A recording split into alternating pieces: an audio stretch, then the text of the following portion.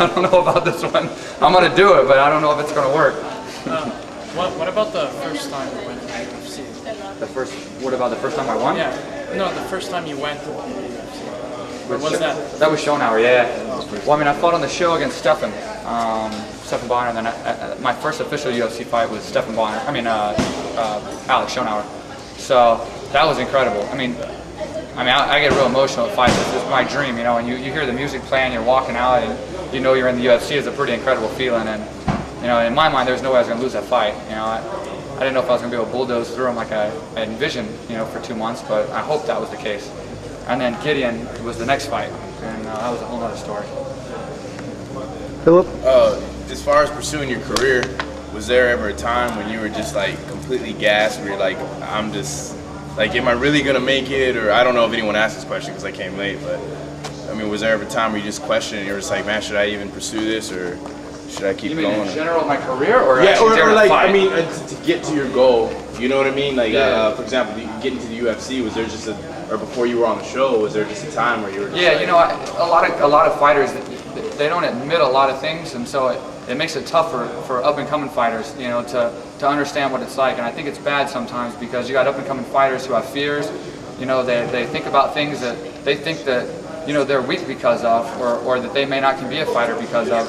But because they're top-level fighters aren't saying that they did the same thing and they went through the same stuff, you know, maybe they don't pursue it as much. So, like, for me, I try to be as honest as I can because I want to inspire people, and I want them to know that, yeah, if you are tired, you're weak, or you feel you have these thoughts, it's okay. So yeah, definitely. I mean, I never really thought about quitting, but I mean, it's hard to say. I didn't think about quitting and giving it up, but there's definitely times when you have, you know, rough patches in your career or during training when it's really tough, and you're just like, what am I doing? You know, this is so tough. Why did I choose this? You know, especially when you're getting in the UFC and you're in the locker room and you're like, wow.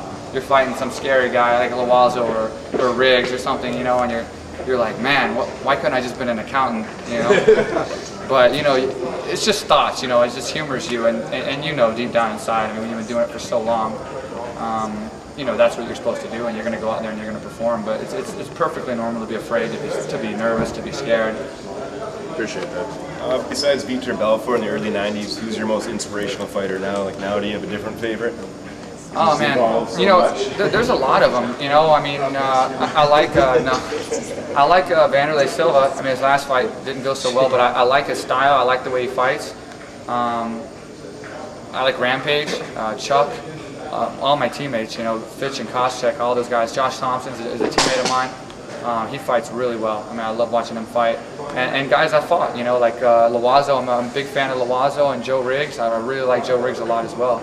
So, I mean, I like the guys that go in there and fight it out. And, you know, you got to have a lot of respect for these guys. I mean, I know what it takes to do what they do. And so when you see them step up and have those huge finishes and fight with such heart and fortitude, it's respectable. It's tough out there and keeping that mindset, fighting a guy who you know is a dangerous opponent and doing good. What about some of the guys, some of the icons of the sport that started out, like Dan Severn and Maurice Gracie? Yeah, you know, they inspired me in the past. Like, I liked... in the very beginning, you know, definitely like the Ken Shamrocks. I like Ken Shamrock. I like Royce Gracie, obviously. They were a big inspiration when the sport first happened. Obviously, Royce, I mean, he beat everybody. He wasn't necessarily my style, but I did admire the fact that he was a small guy and he went in there and fought everybody and did really well. And I actually like Pat Smith too. He had a couple of really nice ones. And it's funny, I was in Russia working for the embassy, and Pat came up and fought in the Absolute. This was in 2000. And it was funny because Joe Charles, Pat Smith, and all those guys came up, and I put them up at the embassy, and they were fighting in Russia. It was pretty weird. That didn't mean anything. That just completely went sideways, but I thought I would tell you anyway. Looking back at the beginning of your career, is there any part of your training program that you would have emphasized more that you think would have really benefited you at the beginning? Oh, definitely. And in the beginning, I would rather spend all the time I spent playing football wrestling, but we didn't have wrestling in high school. So yeah, in Texas, football was huge. So it's in Florida too. Yeah, I went to a couple different high schools, and none of the high schools or any schools I went to ever had wrestling. So I played football, and I wasn't that great at it. Where are you from, Texas? What position did you play? Wide receiver, because I was skinny. Yeah. Then I got a little bigger, and I played cornerback, and then I just tried to, I didn't even care about, I didn't even look for the ball. I just tried to kill every receiver. I was so sick of years of getting hit. I was the worst. I kicked out every game. What part of Texas? From Houston. Oh, Houston too. Yeah. Well, it's outside of Houston. I was actually born in Houston, but I lived in Katy, Clear Lake, Brenham. Graduated from Clear Lake, though, right by NASA. Favorite finish, knockout or submission? Huh? Favorite finishes, knockout or submission? Oh, my favorite finish is knockout for sure. That's the best. Take the Swicketing though. I like the Swicketing. Yeah. I like submissions, obviously, but there's nothing like a knockout. I mean, especially depending on the opponent, and you know if he's trying to knock you out, you're trying to knock him out, and it's such a dominant finish. You know what I mean? Like it's just such a way to put a stamp on the fight. So. Couple more, just a couple more, Adam. Moving on from here, is there anything specific that you're sort of trying to work on moving forward, or?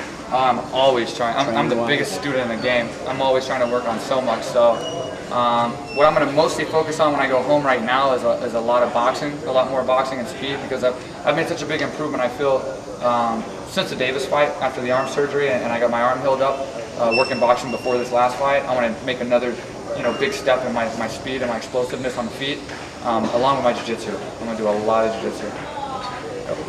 Did anything inspire you since you were here and you had some time to train with former WBO champion Michael Katsidis?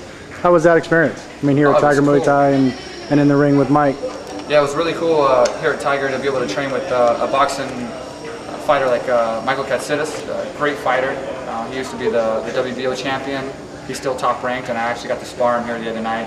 And that's really cool, when you get to meet up with another top level fighter in a different sport like boxing and fight him in his own game. So it's really cool, and boxing is a huge passion of mine right now, as far as not boxing the sport, but boxing and MMA. Yeah, building up my hand speed and my technique. So it was a great opportunity for me to work with a guy at the top of this game and really get a good feel for it. So it was awesome. One more? Anybody? No? Thanks, Mike. No problem. Thanks a lot, guys. For all you guys, again, good luck, man. I'm looking forward to seeing it.